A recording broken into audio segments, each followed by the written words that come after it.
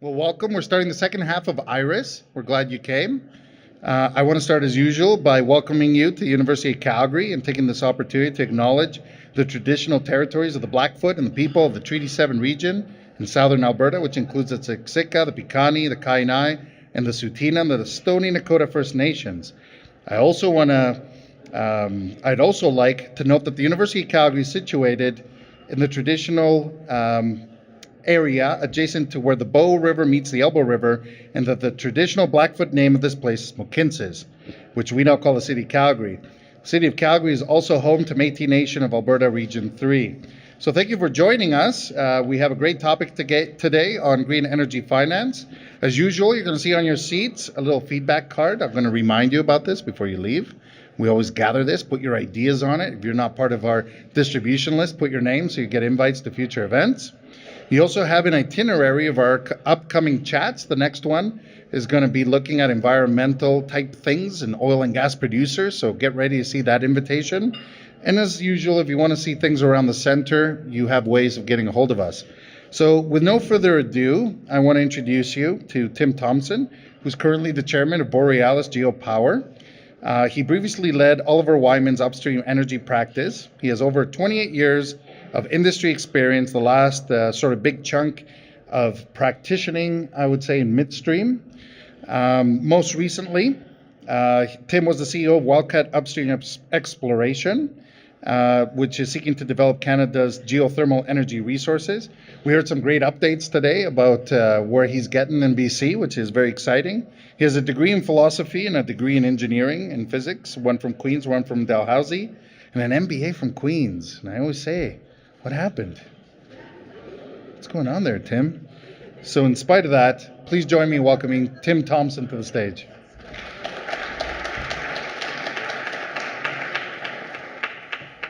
Well, thanks to David for those kind remarks. Also, thanks to Chanel for helping set up the event and the UFC for having me.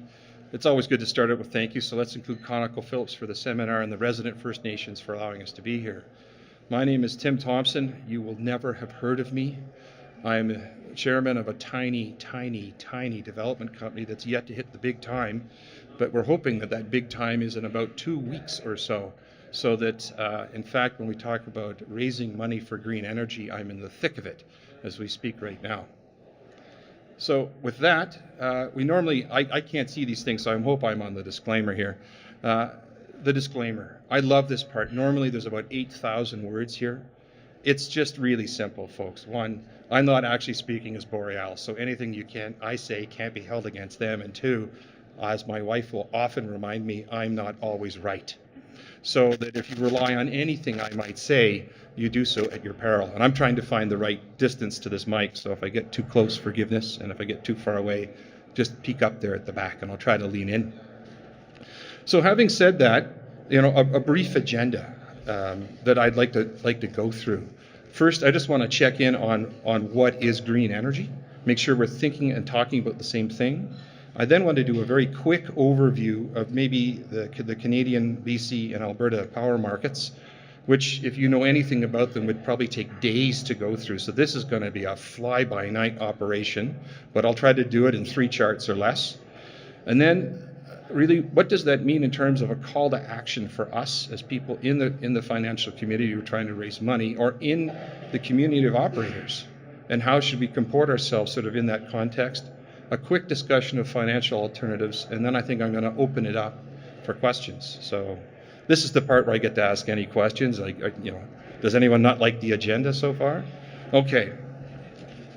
I'm not very serious, by the way. So at the start of this, really, what we're talking about is power generation.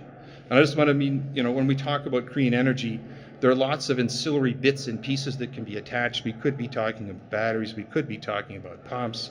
We could be talking about transformers, wires, an endless number of monitors or meters or gizmos. I'm just going to keep the information centered, if you will, on the 3 or 4 main components of primary generation, that being wind, solar, tidal, and hopefully someday for this country, geothermal, which is what we're all about. And is anyone here from the government of Alberta? Excellent. The government of Alberta recently tried to categorize both biomass and natural gas as renewable.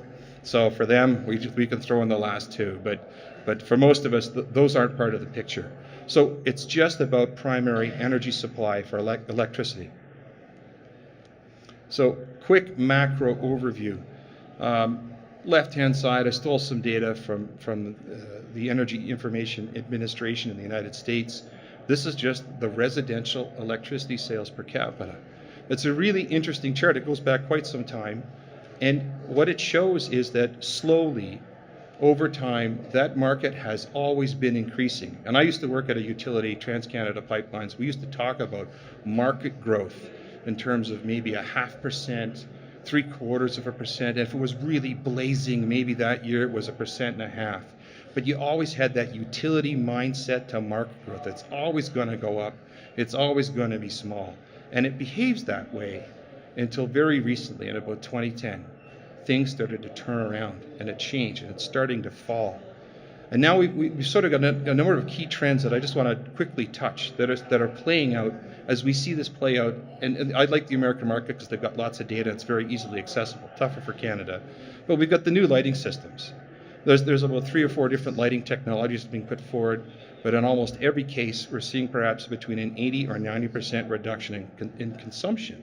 So as the lights slowly change out, the need for power is dropping. Similarly, when we look at the new heating and the new power systems, these are incredibly efficient relative to their predecessors. And while they change out on a much longer cycle, as they're moving through the housing stock and the building stock, we're seeing a reduction again in demand. DSM, sorry for the acronym, Demandside Management, whether it's through some form of pricing or some smoothing operations provided by batteries or battery analogs, again, we're seeing a modulation of consumption and consumption patterns. The building that you're in, wasn't constructed too long ago, and if you look at most of downtown, most of them were constructed the last 5 years. People talk about LEED standards. Wonderfully well-managed, well-insulated buildings. The energy use in those buildings for the amount of space they provide is very low relative to historical standards. Again, we're starting to see a reduction. The only thing that's running the other way is vehicles and the electrification of vehicles. And that may be at some level the saving grace of this business, but it's actually not the panacea that everyone thinks it could be. It's not going to drive massive structural increases in power demand. It probably will work to offset, if you will, some of the other trends that are going.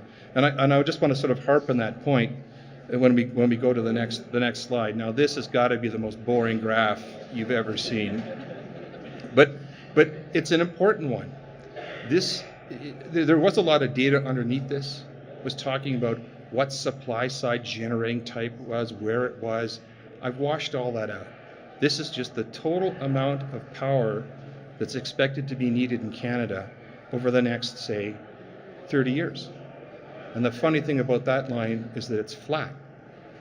Now, if you're like me and you're in the business of trying to build power plants, the interesting implication is that if I come online, someone else has to go offline. And that's a really different competitive context than it was maybe 4 or 5 years ago. If I sort of spool back to the heady days of 2010, 2012, there were all kinds of programs to which I could apply for subsidies. There were all kinds of what we used to call RPSs, market segments that were held aside for me. The growth in the market was essentially held aside for small green energy companies, and the opportunity was there to grow. But now it's different. Now, if I want to bring on a power plant in Canada, I've got to push one off. And as a little guy, that can be a tough thing to do because the incumbents, God bless them, are looking at me the same way. They're saying, we got to stop these little guys from growing, and if they get on, who's giving up where and when? So it's a very boring flat line, but it's a very important flat line, right? So with that in mind, I thought I might say a few words about BC. Our projects are in BC. I've come to know the BC markets. We've been trying to develop power there for about 11 years now, so we're not an overnight success by any means. We're hoping to beat out a decade and a half before we actually light things up. We kind of feel like an oil sands play in some ways. But we know the BC market fairly well. And BC is significantly oversupplied. They're actually long on power, which makes it a very hard place to sell power. And it's going to continue to be that way because Site C is going to come online in about 5 or 6 years, eventually at some point. If you got a sense of humor, I don't know at what cost, but it will eventually get built. And BC has not only missed the first LNG window, they've actually missed the second LNG window, and that's actually happening today. There's going to be a shortfall in the LNG market space somewhere in the sort of 2021, 22 timeframe. And if you wanted to get into that and address it, you'd have to start construction about today. And no one is currently investing in LNG infrastructure in BC, so they're going to miss their second opportunity. Those two things combine to create a circumstance where we're oversupplied today, and then Site C is going to pour about 5,000 gigawatt hours of additional power into the market, and off we go. Just so you can contextualize this, what I have is, in terms of the chart, is the gigawatt hours. It's very difficult to get hard information about British Columbia and their design parameters. They only do an integrated resource plan every 4 years. To actually find the design specs is a bit of work of art. So all I can find to share with you today is sort of what is the current demand and forecast demand and how they see the supply comparing versus the design parameters, because all utilities try to design to sort of meet certain market conditions, notably when one unit's out or line's out. And that I think will bring us to Alberta. I'm sorry, it's fairly dry, folks. And in Alberta, we have a similar circumstance. On the left-hand side, though, we have a little more visibility to the data. So this is the effective megawatts adjusted for capacity, which speaks to how many megawatts of units we have out there versus what we might need in sort of a peak day. And it's a design parameter. And we can see that currently there's a significant oversupply of power in the province. And it's a function of a number of things, right? We've had a couple of manipulations of the market, for lack of a better word. I don't mean any malice by that word. I just mean there's certain people that are doing things to the market to change it. And one of those manipulations has been a green manipulation. And another one's been a regulatory manipulation, broadly speaking. And they've played together, combined with our recent recession in the oil business, to create a situation of significant oversupply. Demand has not risen as we would have hoped. It's remained fairly flat, and it's led to incredibly fierce competition in the market space. So, if we've tracked the AESO prices, which some of you may know where they are and how to find them, we've never seen power as cheap as this today. The competition is absolutely fierce. People are selling at variable cost and no profit.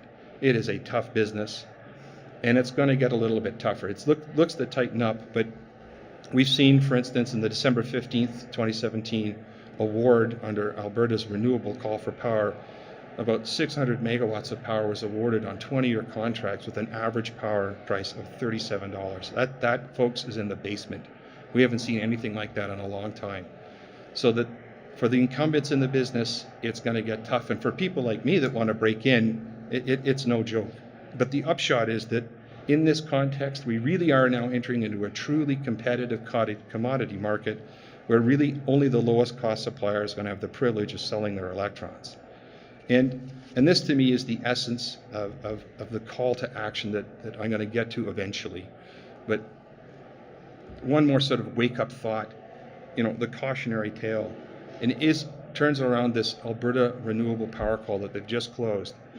We've, highlighting, we've never seen prices like this before, but who won it? To me, that's the interesting thing. And the premise of this talk, if I sort of drag you back to the idea, is that there's a need to be more refined about how we go about our financial practices in the green energy business. And I think the need is, to me, highlighted by who won this. First of all, the only Canadian firm was called Capital Power. Anyone from Capital Power here? No.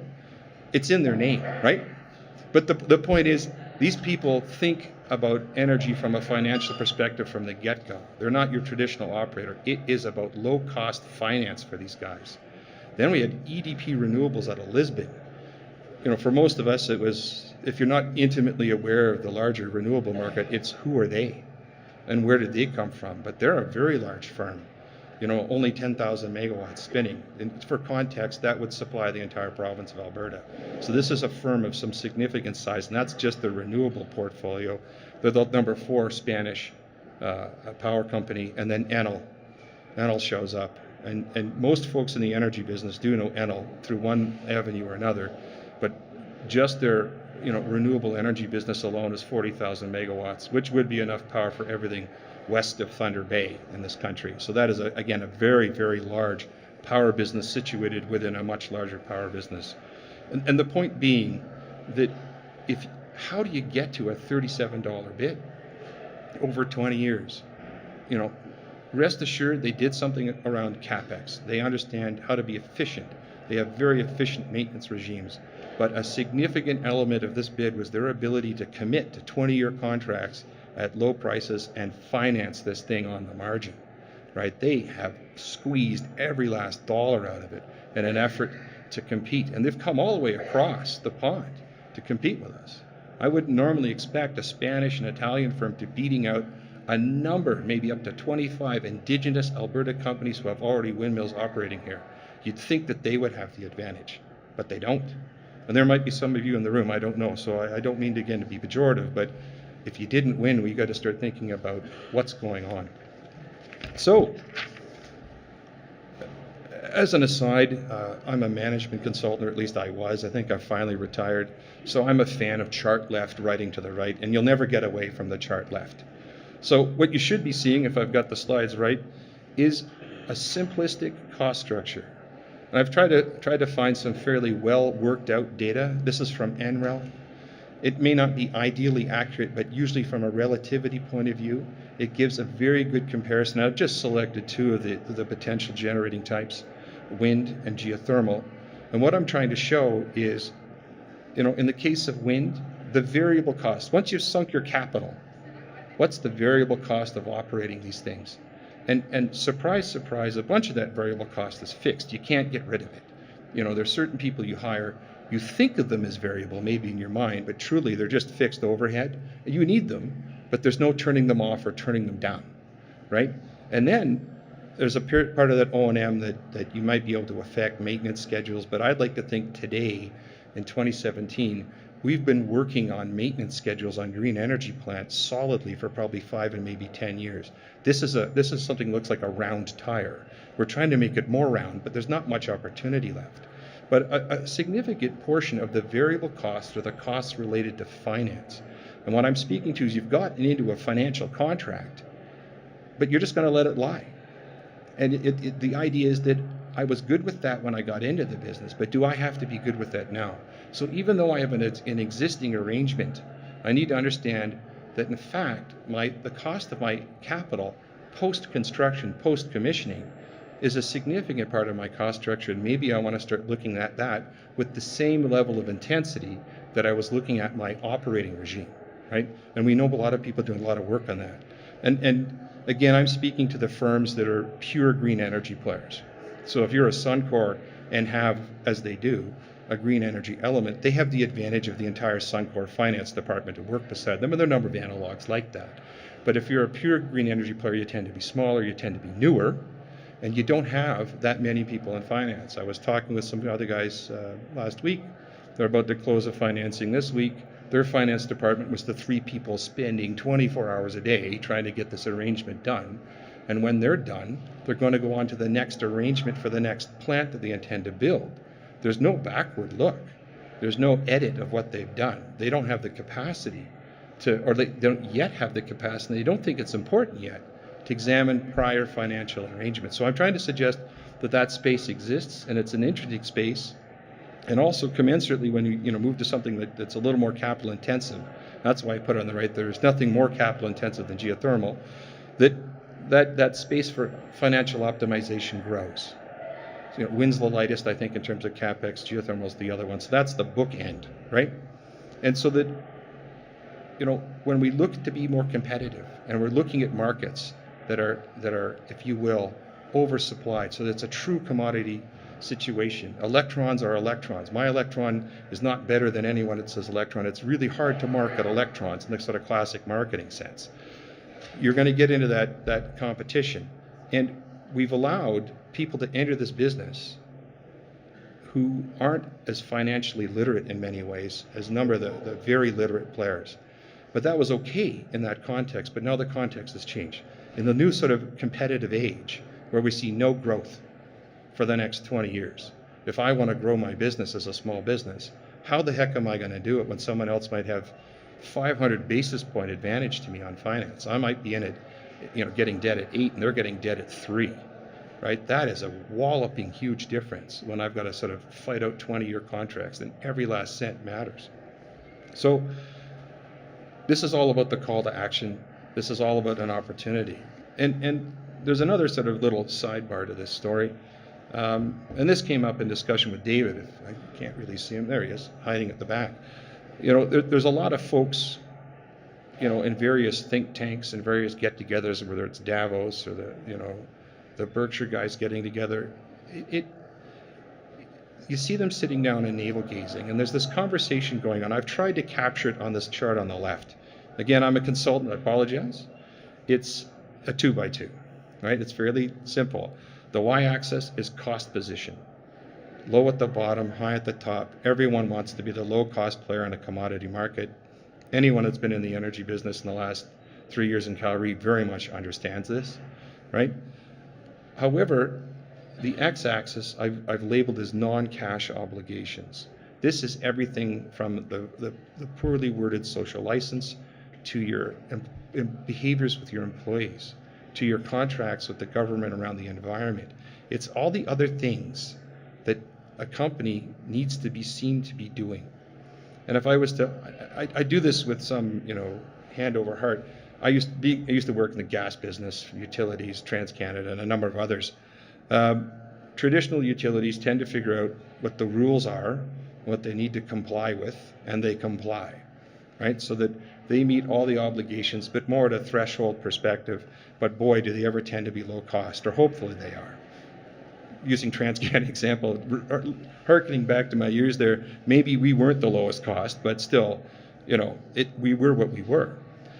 Green powers come in the market at a time when they were the marginal supplier in a regime that was demanding more power, so they came in at higher prices, as you would see on a merit curve. But they have always held a better position vis-a-vis these non-cash obligations because they are quote-unquote green, right? They don't emit.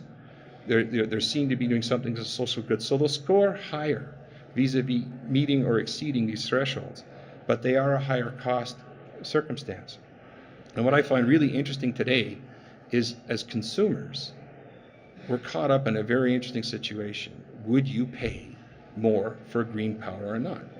And there's a number of green power firms that are trying to market this stuff. And they find that there are some people prepared to pay, but on the main, not a lot or none. The expectation is that you will meet or exceed. So we're watching two dynamics play out. The green power folks need to lower their cost structure. They need to close that green at what price problem that they have. They're good on the obligations, but they're weak on the, if you will, the command of the cost structure within a competitive environment. And the traditional utilities are starting to move up the obligation scale. One, because they see what's going on the green side, but also two, the rules are always changing. The expectation is that whatever the threshold is, it's going to get tougher going forward, so may as well just get started and try to lead what we see, manage what we see, and get there. So these two are on an interesting collision course. But from the perspective of reducing your cost of finance, it's one of these interesting cases where the short-term need actually lines up with what our long-term objectives are. It isn't always the case that we need to do in the short term lines up with what we need to do in the long term.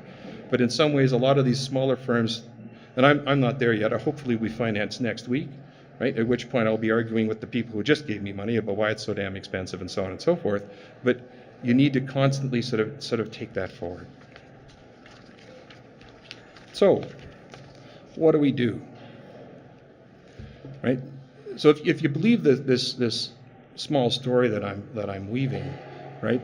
There is a need or an imperative to examine our cost of capital. It's actually a significant part of our cost structure once the capital's been spent. So why don't we go after it? And I'm a first principles kind of guy, so I try to do things in a really simple way. So it's either risk or it's competition for capital. Those to me are the two main drivers of what's going on when I have a conversation with someone who wants to affect the cost of the capital that I'm accessing. Now, risk is really funny. It can be a table stakes proposition. There's in the geothermal space, we have a long history of drilling bad wells. So if you continue with that, you're considered simply too risky, and we won't give you any money. I've used an oil and gas analog here below, but it also applies to some green energy. But as you start to become, if you will, a measurable risk, as you start to further reduce that risk, you're really overly rewarded. It's a non-linear curve when you start examining how you get categorized by the various institutions out there that supply you with capital.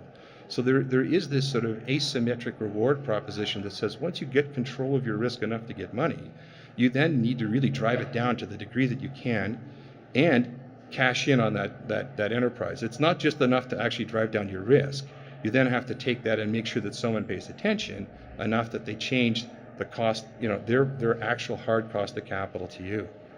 And I've just used a shale drilling example below. If you hit 85% of the time, it's not good enough. You're not going to get any money.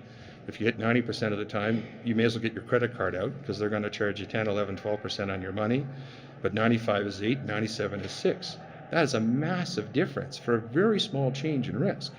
You go from not being financeable to 6% cost of capital. That's incredible. And that's what I mean by about that asymmetric reward. And on the flip side, I hope I don't lose too many of you with this thought. You need to start creating pathways, maybe respectful pathways, for moving beyond relationships. I come from the oil and gas business originally. I have strong quote-unquote relationships with a number of people who are in the investment community. And occasionally I rely on them, and occasionally they rely on me, and they've been positive and productive.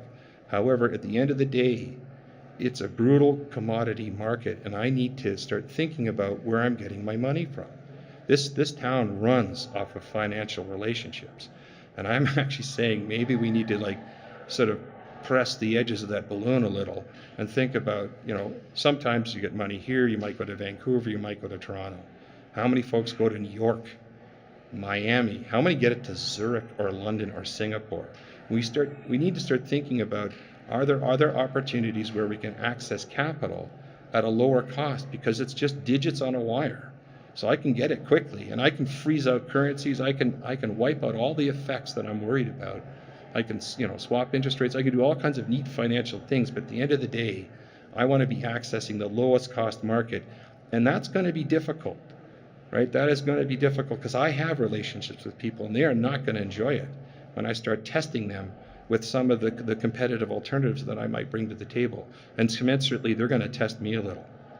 So I understand, if you will, it's easy to say, yeah, we should get more alternatives. But I think, if you've got 2, go to 3. If you've got 3, go to 4. Try to figure out how you can expand your opportunity. And I've got one slide on each of these that I'm sort of going to plumb a little bit further. Risk. Again, management consulting, right? There are whole firms built on the idea of how can we help you with risk. But in my mind, again, I try to boil it down to a few bits and pieces. Price. What can I do about my prices that best mitigates downside and retains upside? And there are lots of things you can do. There are whole departments that manage just price risk. You could look at contracts, asset integrations backward and forward, right? Even something as simple as customer retention strategies if you're actually in the business of marketing or selling power, whether at an individual residential levels or at an industrial level. There's lots of things that we can do. And are we doing them? So this to me is sort of, okay, I sort of will give it up to the folks in engineering and the folks in maintenance. They've done a really great job at driving down costs, but I don't think we've taken the same lens and focus on what it is that we could do on the finance side. Design risk. Always a balance. I've got something that works, something that might work, but it's better, supposedly. How do I integrate 10, 15, 20 different packages of technology into an overall asset and get something that's got the right level of design risk vis-a-vis the next thing that I roll out? Construction risk, oh my goodness, there are so many different ways to do this, but there are 4 or 5, I think, really strong, proven methodologies to control costs, but how can I control and reduce at the same time? How do I create the optionality within my management and contracting structure so that as my project progresses, the traditional line says my risk is falling off and so is my flexibility, but I want to maintain some flexibility as I go. Operating, I mean, we've beat this thing to death, right? Whether it's either an operating partnership with people that are superb, you're developing your own in-house capacity, you've got an enhanced safety culture from 1, 2, 3, 4, whether it's DuPont or someone else that's come in and try to drive the recognition that accidents actually hurt things, other than just the people involved in them, the creation of risk registers, systems, the various IT compliance systems around it. There's lots there. I think that in some ways, though, when I look at operating risk, we're really good at managing it, but we're not really good at translating it back to the financial community saying we are less risky, right? This project that used to be financed at this rate is now 10 times better than it was, or 5 times. Commensurately, my new projects don't look like my old projects. So I want them to be priced at a different risk level, right? So it's a funny way, sometimes we do the things that would actually get us the reward, but we don't actually take it and then march it down the hall and say, I deserve a reward. And then supply chain, often overlooked. I saw Jay Deep. Is he still around, or did he run off? There you are. Most underappreciated man in supply chain. In any event, it's really the battle between commoditization at many levels versus non-commoditization or customization of various elements. And what do you do? How do you create categories? How do you price categories? How do you actually go through the process of managing the supply chain? How many people you want in?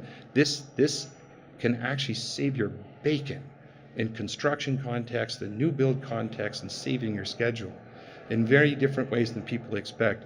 It either comes to bite you, or you can really use it to your advantage. Again, just sort of going through the menu here. I don't intend to deep dive. Any one of these could be a whole topic in and of themselves, right? So with respect, I'm just sort of flying over the top of them. But at the end of the day, whichever lever you want to go after, I'm trying to advocate that you should go after one or maybe two, right? Every firm is different. I'm assuming some of you are developers here. And the idea is that, yeah, you're probably good at engineering, probably good at construction, probably good to medium to decent at ops, but have we really hit the finance side of things as hard as we could? In some cases, the answer will be yes, but in others, it's not. And if not, every firm's going to have a different, if you will, constituency on this menu. Look to where you're weak, or look to where you might, gain the greatest bang for your buck. And maybe the next person you hire has a specific aptitude at one of these things, and you take it and you drive it to ground, right? Again, I'm thinking of sort of the recency of some of these businesses. If I talk about the oil business, we don't have a monopoly, but 5 companies probably own 90% of Canadian production. They've all been around for at least 40 to 50 years. Those folks have, 400 or 500 people in their finance departments, maybe 100 on the small side. They have a lot of capacity that small firms don't. So it's, again, recognizing that you are where you are as you grow or intend to grow, where and what do you want to do and what do you want to focus on, and how do you bring the people to the task, right? And give it a shot. You'd be amazed what you might be able to get out of it, right? It's amazing when you start looking at your cost structure that's just purely variable, how much of that might be just interest or effectively payments to your capital structure. And I've picked on interest, but there's also dividends and all that.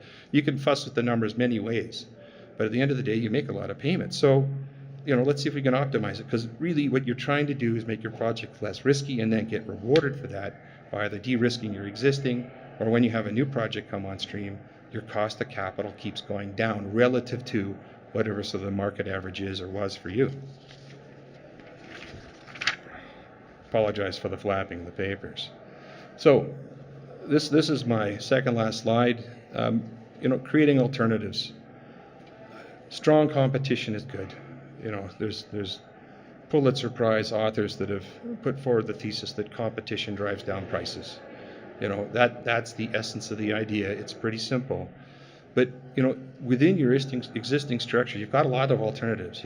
Debt, you can do debt on debt competition, debt swaps, debt buyouts, right? You can do debt on equity competition. You can play those folks off against each other and say, hey, within the context of an appropriate debt structure, if I move it a few points here or there, the threat of moving it could get you better terms. You could have equity on equity because you got to have multiple share classes, multiple tranches, and you're trying to seek the one that gets you the best bang for your buck, vis-a-vis your issuing cost and the actual, value that you get for that. And you got to have constant vigilance on the appropriate leverage. If you think you've de-risked something, Take it to the market. See if you can test it. Can you jump your leverage up to another higher level? It has to be true. I mean, at a certain point, you can't push yourself beyond a point of no return on leverage.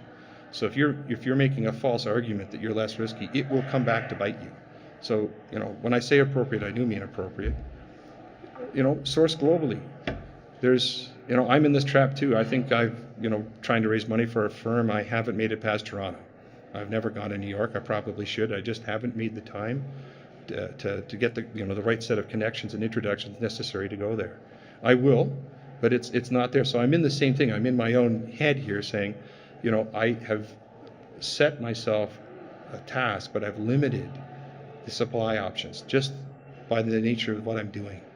So I think that, I've talked to a few folks who've started to go, yeah, I've gone to New York, and they say, have you gone to Miami? And I'm like, why would I go to Miami? But outside of the weather and maybe the rising ocean. But it's amazing what you can do when you just ask somebody, they see the problem differently.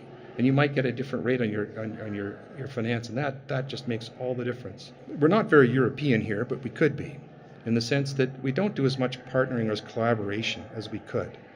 And oftentimes, I did this once. I had the privilege of our tiny company being Enbridge's partner. And boy, did that ever help our cost of capital.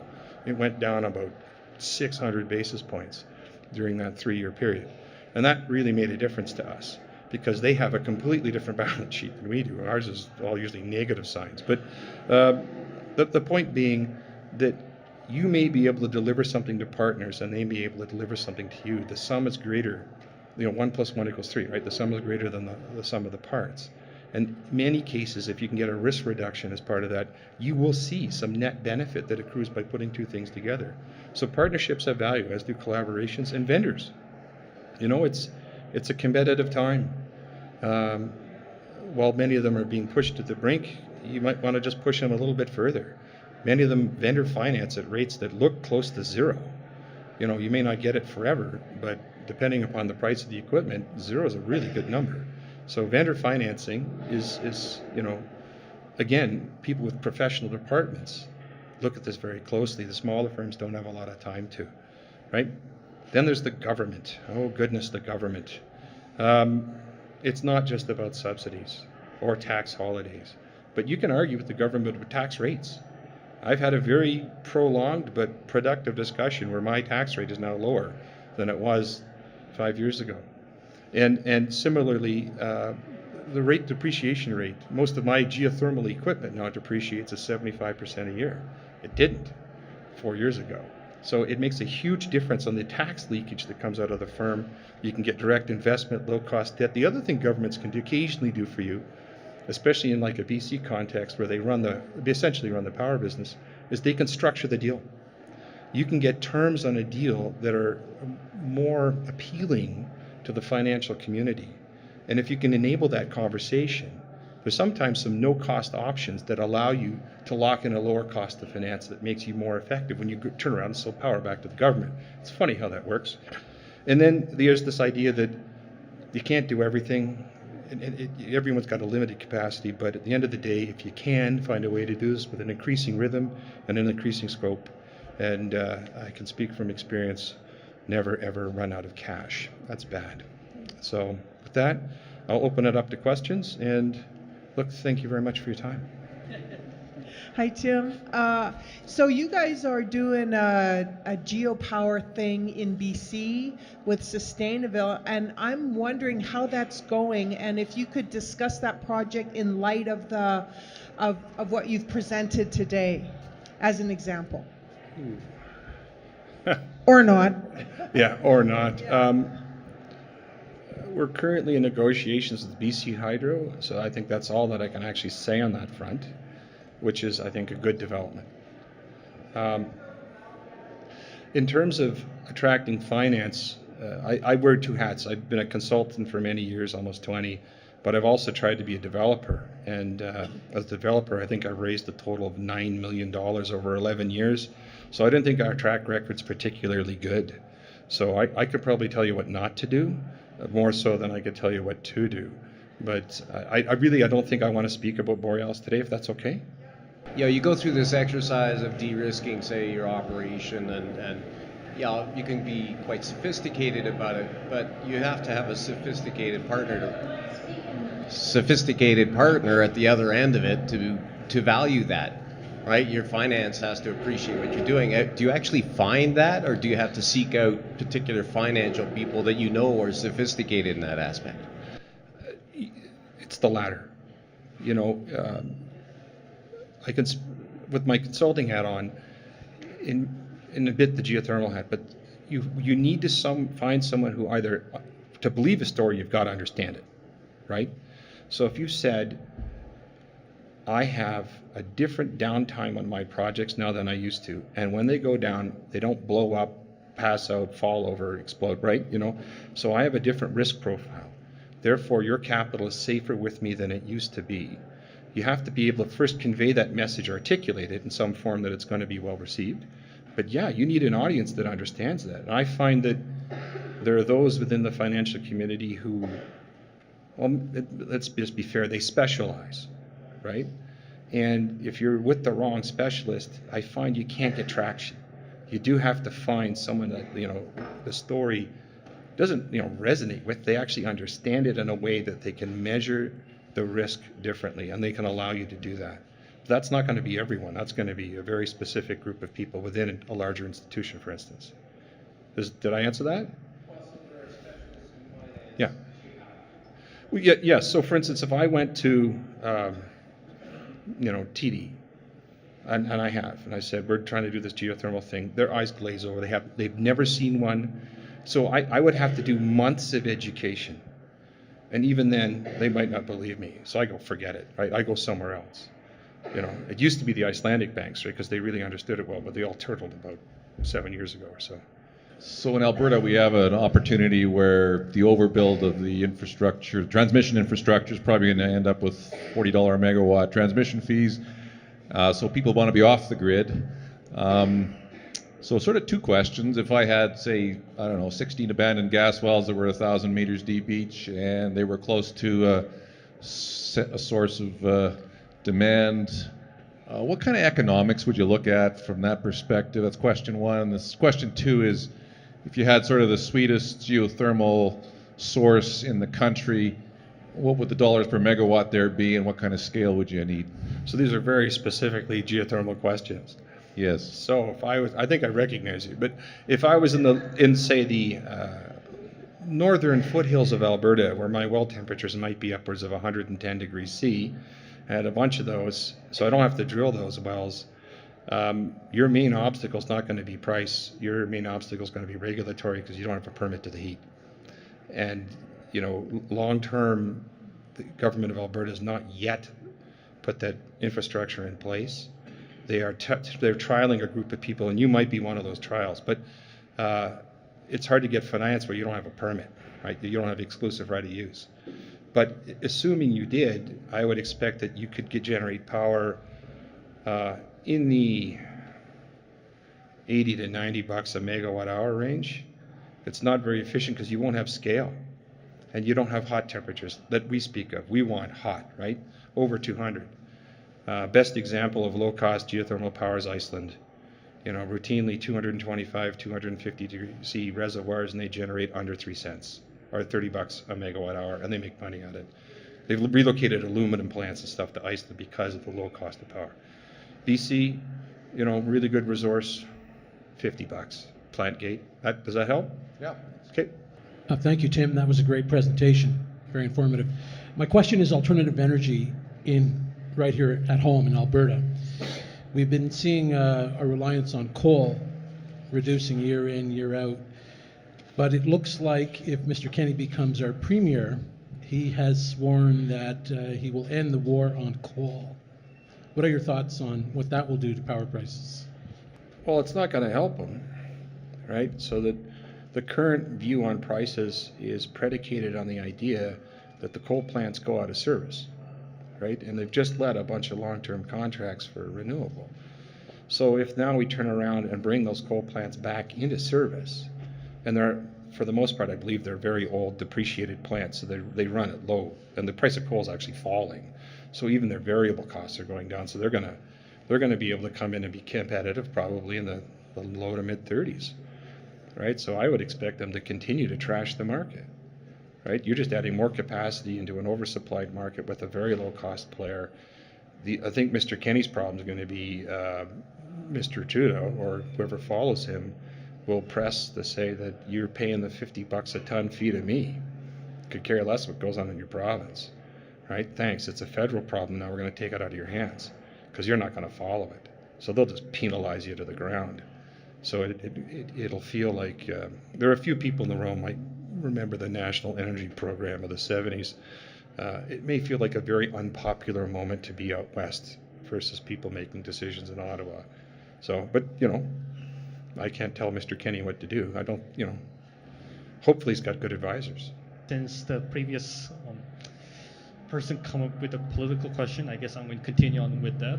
I'm going to talk about NDP now. It seems like NDP wants to introduce this thing called capacity market into the electricity market, moving away from current energy-only market. Do you see that as the risking factor for you guys or the risking factor for you guys? Were you guys as Borealis or you guys as people in finance? People in finance. Okay. Well, at some level, at least, I come from engineering. That's my primary trade. If you add a whole bunch of variable power into a market where it used to be dispatchable power, it never works out nicely. So there's always moments in time where none of that variable power is available, and you need it because your consumers demand it. So although you've added capacity and you've spent it, you still need to retain some of the baseline capacity, so that when you move to a capacity market, it says the thing that I value is the ability to dispatch power as it's needed versus as it's generated, which to me makes some level of sense. So to me, that's a sensible evolution of some of the pricing mechanisms for that market. In terms of the financial community, I don't know that it's good or bad.